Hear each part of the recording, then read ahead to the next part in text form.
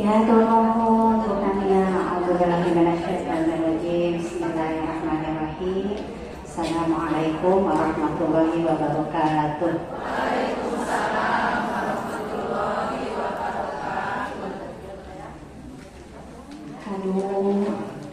Kalau bertemu dengan ibu-ibu calon bidadari surga, bergetar rasanya hati ini ibu. Insya Allah cantik-cantik ibu-ibu Ahlul Quran tentunya ya. Saya tadi datang ke sini sudah ada yang sedang mengaji Bu dari 8:30 ya. Masya Allah. Jadi malu saya belum bisa apa-apa udah berdiri di sini Bu. Izin ya kita sharing saja di sini. Bukan berarti saya di sini sudah lebih mahir dari ibu-ibu, hanya mungkin lebih dulu belajarnya dari ibu-ibu. Jadi kita sharing saja. Karena saya dengar tadi ibu-ibu ngajinya sudah bagus-bagus.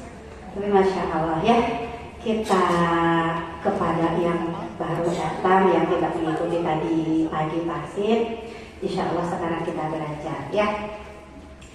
Alhamdulillahilladzi nazzala al-Qur'ana 'ala 'abdihi liyakuna lil 'alamin nadhira.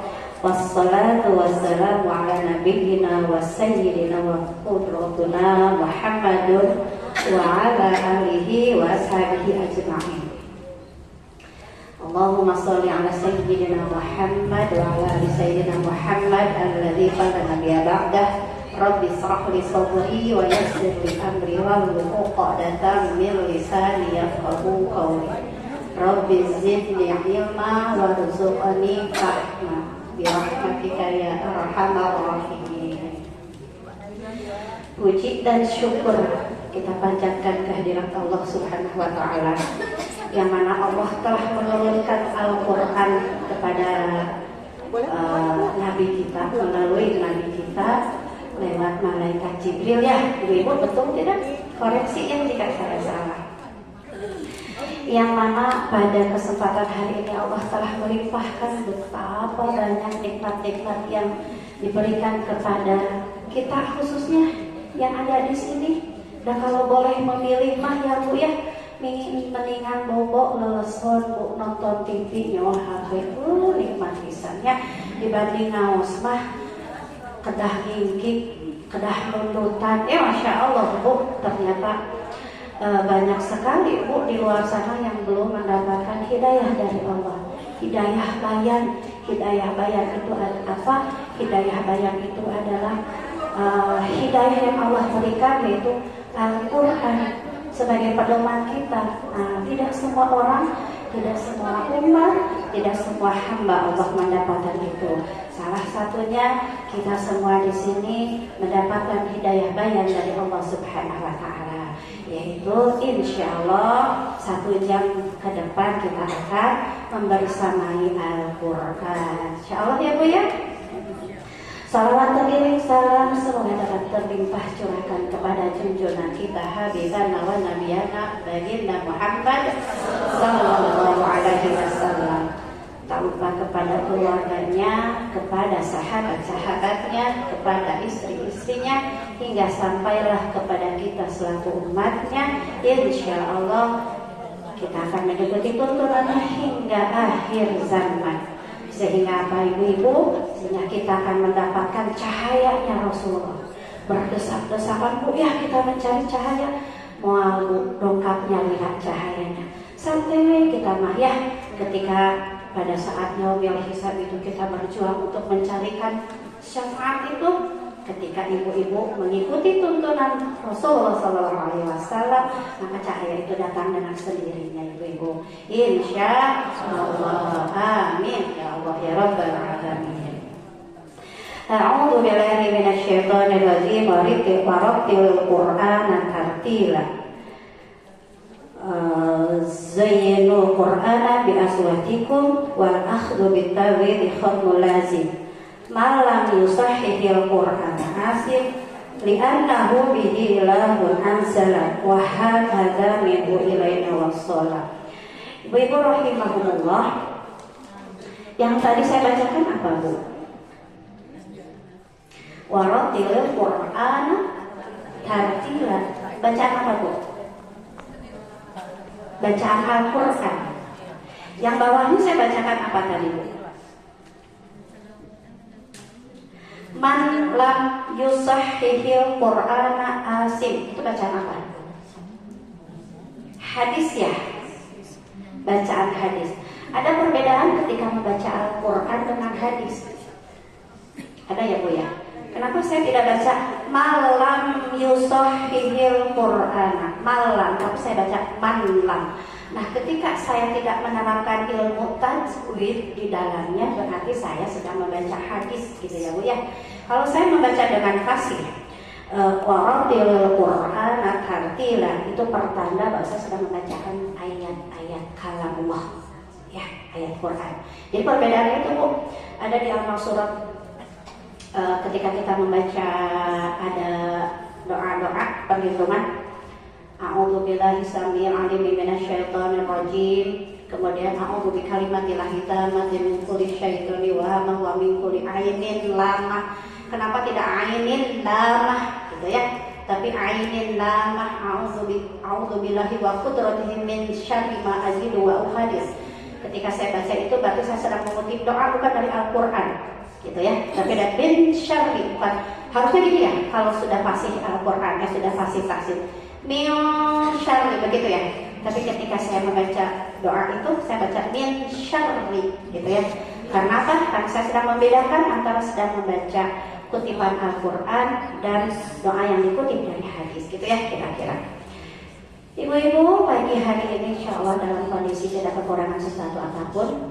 Ibu-ibu datang ke sini, insya Allah niatnya lurus, mau bertemu dengan hak Allah, mau memberikan hak Allah, yaitu membersamai Al-Quran. Apa judulnya hari ini Bu? Rihlah Tahsinah. Apa itu Rihlah Tahsinah? Jalan-jalan. Apa Bu? Rihlah Tahsinah. Bawalah buku ibu-ibu Eno. Rihlah itu apa sih? Perjalanan, jalan-jalan. Ya orang rihlah ke Garut itu sudah bahasa, sudah tidak asing lagi ya Bu ya. Rihlah ke Garut, go to Garut, rihlah ke Garut, jalan-jalan ke Garut. Kenapa di sini ada rihlah tahsinah? Rihlah itu adalah jalan-jalan, betul.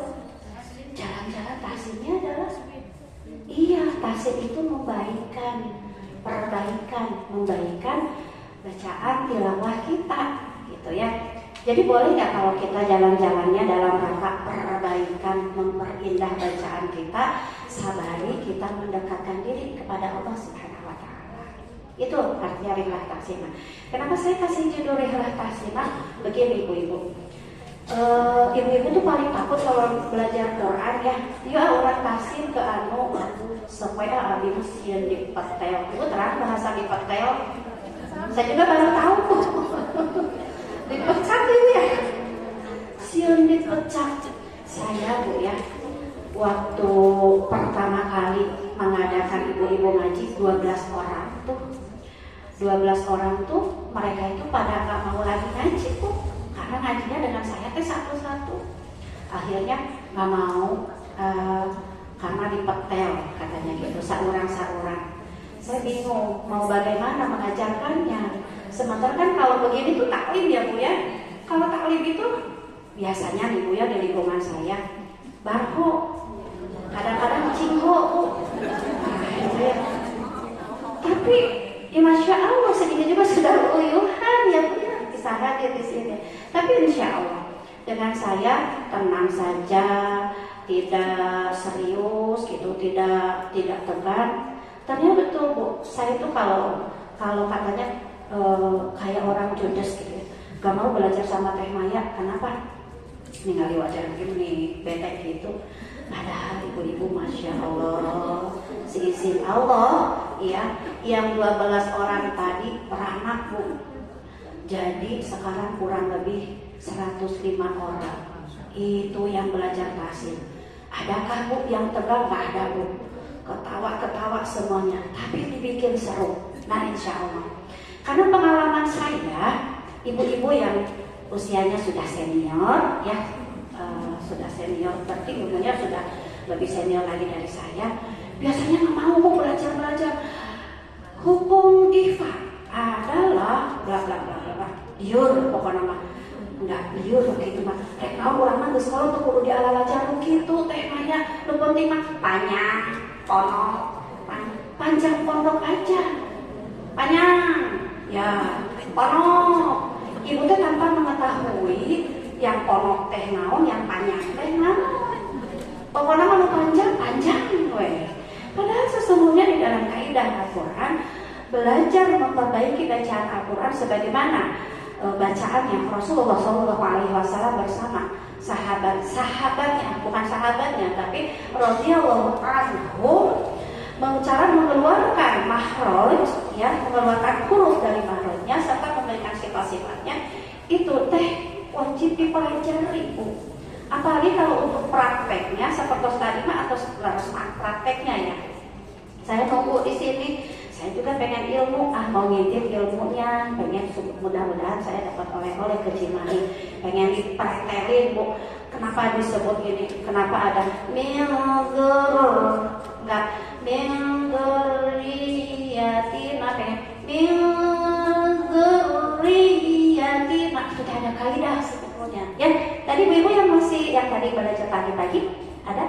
Ada. Iya. Tadi saya mendengar ada itu ya. Milguri. Nah itu teh naik. Kata ustazahnya naik sedikit. Milguri. Santai. Itu sudah bagus, masya Allah, luar biasa. Tapi lebih bagus lagi ketika ibu-ibu tanya, ustazah, kenapa kita harus melagamkannya seperti itu? Kenapa nggak gini? Milguri yatina. Gitu aja kan lebih rileks. Tapi ustazahnya begini nadanya. Milguriyatina. Ada apa cinggu di situ? Ya, ada apa, Bu? Oh belum ya. Ya, ini bocoran saja ya, supaya nanti ketika ustazahnya menyampaikan itu ya sudah tahu apa itu. Mil ada nusukun bertemu apa itu? Zat, bertemu dengan zat. Tidak semua ifa itu kita katolikan kepada aja. Ming, mung, mang, meng, mau. Pokoknya sadayana. Tetapi di dalam kaidah ifa hakiki itu kita terbagi lagi kepada 3. Ada akrob, ada awsat, pertengahan. Nah, bagaimana ketika melafalkan pertengahan, akrob, gitu ya. Ketika ibu melafalkan itu ada tanda tasdid di ro ya, Bu ya. Ada tanda tasdid di ro. Tentu ditekan, Bu, betul kan? Ditekan milguri, tapi nggak boleh dicarikan, Bu.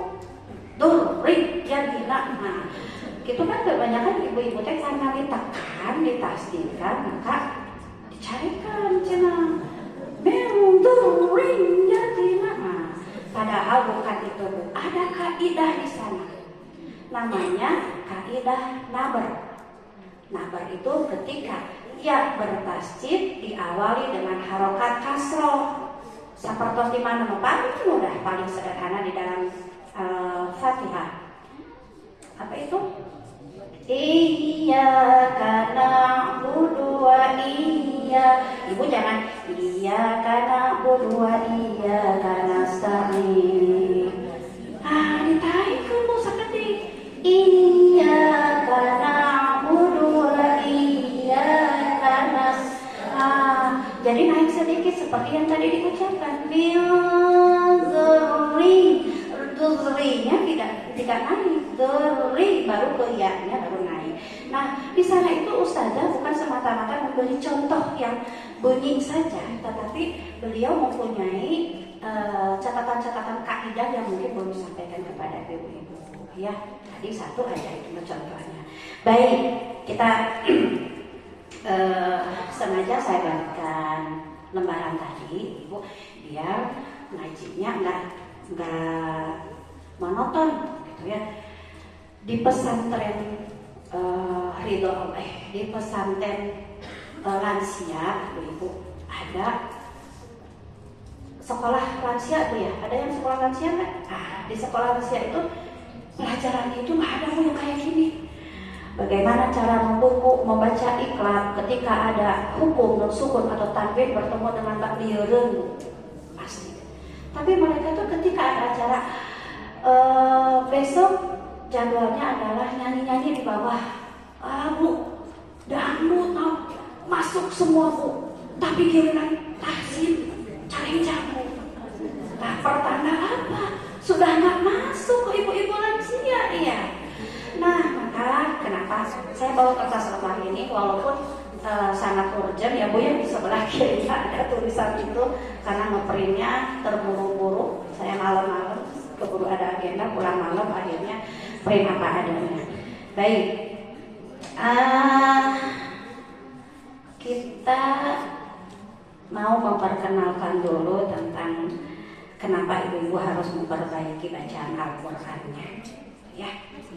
Ini ibu-ibu, coba ibu-ibu perhatikan ketika saya kasih biru rihlah tahsinah.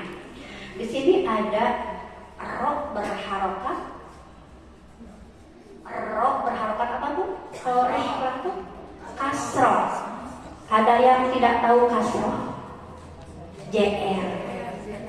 Tapi kamu pun diajar alif JRI, alif JR, alif PSU, alif Jabar, itu ya. Ibu sakit tuh? Ayo melakukan kita. Abad asal jahat, hodana, roja, sasa, sodo. Bunyi nanti sasa, sodo. Secara sa, sya, so, terang. Lalu tebu. SAT sampai hari ini tuh terbawa Bu. Ketika ibu-ibu yang tidak ingin memperbaiki bacaan Quran itu terbawa Bu. Hak teh ya Bu. Lalu tebu. Hak hak agung. Cenah gitu ya. Padahal setelah kita belajar tahsin, gak ada cerita hak besar, gak ada. Ada hak di dada Bu? Gak ada. Haknya bahasa Indonesia adalah hak biasa. Bala panjanakeun handuk biasa aja. Hayang ulin kamarnya hayang. Nah, itu haknya bahasa Indonesia. Ketika kita masukkan hanya ke orang Arab, ya, orang Arab itu nyebut hak itu tidak begitu. Hak, tuh, hak, hak, dibuka rahangnya, rahangnya menjauh. Seperti ada tekanan dari atas tuh. Hak, nah, gitu. Kalau hak biasa, hak aja, tapi nggak begini. Nah, itu perbedaannya. Jadi logat bangsa orang, bangsa Indonesia susah melafalkan huruf H. Maka disuruhlah sama guru-guru kita haknya hak dada.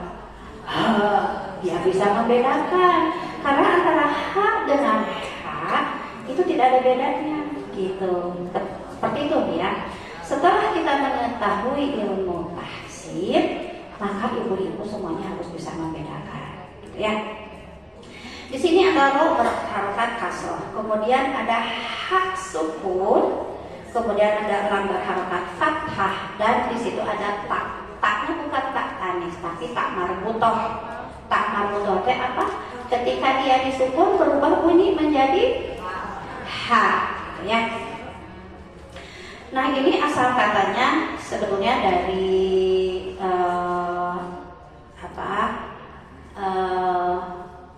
kata fi'ilnya itu ya, rohala yarhalu rohilan, jadi perjalanan atau bepergian. Jadi pami rihlatun, pami dia seorang diri, jadi tidak diawali alif lam depannya, lam takrif, alif lam samsiah, siapa ya? Dia maka bacanya harus ada tanwin. Rihlatun. Rihlatun itu menunjukkan bahwa makna umum rihlatun. Tapi ketika maknanya menyempit menjadi khusus, maka dia ditambahin al-ma'rifat, alif lam ya. Alif lam syamsiah. Jadi ar-rihlah. Ar-rihlati. Jadi tidak tun lagi gitu ya. Kira-kira menjadi spesifik. Ini mah sedikit aja sekilas. Artinya itu perjalanan. Hingga menjadi ma'rifah itu menjadi menyempit atau tertentu ya maknanya.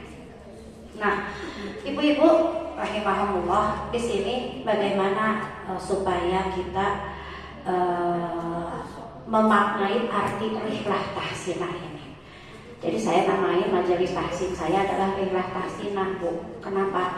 Karena di sini ada sebuah perjuangan ibu-ibu yang mana kita akan mengeluarkan dari zaman jahiliyah ke zaman terang benderang, ya, zaman hijriah, dari yang tadinya tidak bisa membaca Al-Quran dengan baik, hanya ukur terang panjang dan pendeknya saja, tetapi dengan rihlah tahsinah ada sebuah perjalanan, kita akan membuat perjalanan ini indah, menjadikan hati kita tenang dan mendekatkan diri kepada Allah Subhanahu wa Ta'ala, yaitu dengan berinteraksi dengan Al-Quran, insya Allah. Maka teraskan yang masih belajar tahsin tadi sudah pada bagus, masya Allah. Kantor ibu-ibu mengetahui kaidah-kaidah yang ada di dalamnya supaya lebih mantap, gitu ya. Kenapa harus dipelajari secara kaidah? Hukumnya fardu ain. Yang mana fardu ain teh? Mempelajari atau praktek? Halo, ibu nu dipengker aya kene. Kugah tahu sabaraha ibu? Tabu tilu tos cekak aja kawayakin anggotanya punya. Fardu ain itu membaca tadi bagus ya Bu ya. Wah, itu fardu ain. Wajib ya mah. Gak boleh panjang dipacar ponok, gak boleh ponok dipanjangkeun. Tetapi secara kaidah sudah benar. Ibu lanjut lagi dengan menguasai secara kaidahnya. Kenapa sih harus diayun? Kan ada di ayun ya kalau metode umi mah. A'udzu billahi minasyaitonir rajim. Kalau saya kayak gitu Bu. A'udzu billahi minasyaitonir rajim. Sama kan Bu? Sama tuh Bu?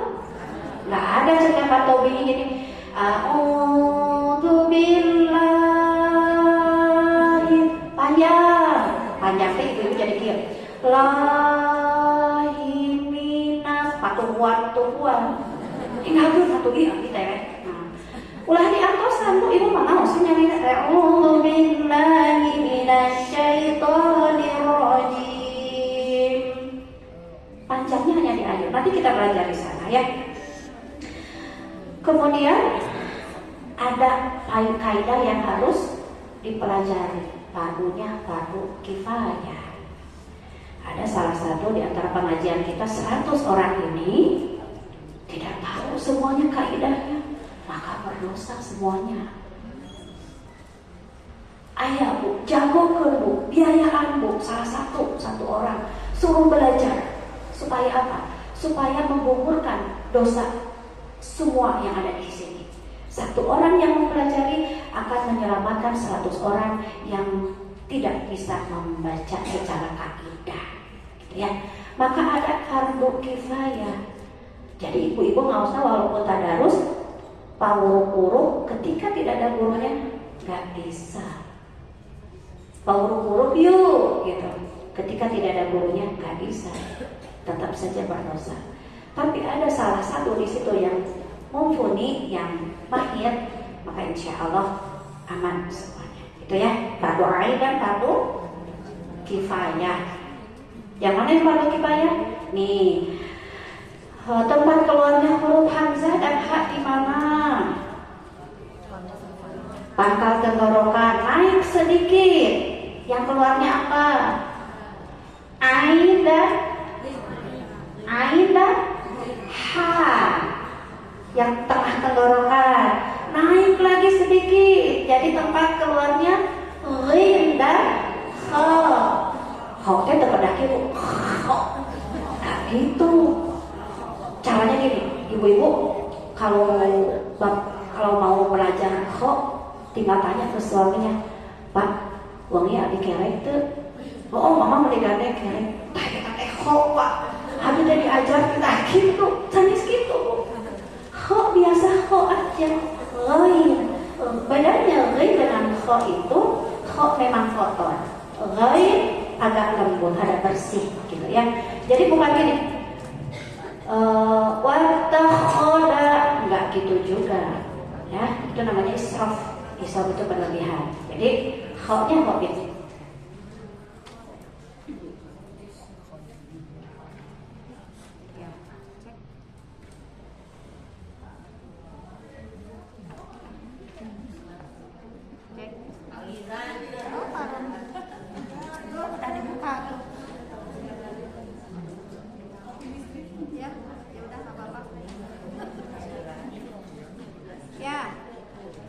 Suara saya kencang dah, Bu. Segorogokan, tapi abi uwi saya.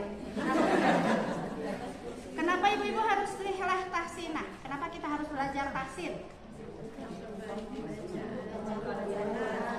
Yaitu supaya yang tadi sudah saya sampaikan, ya, beberapa kaidah bahwa dengan menguasai materi secara kaidah dan secara praktek itu adalah hal kewajiban sebagaimana kita mengikuti tuntunannya. Bukankah setelah kita mengikuti tuntunan Rasulullah SAW kita akan mendapatkan cahaya syafaat, tidak usah berdesakan senggol kiri senggol kanan, langsung terang benderang ada di depan di YouTube ya.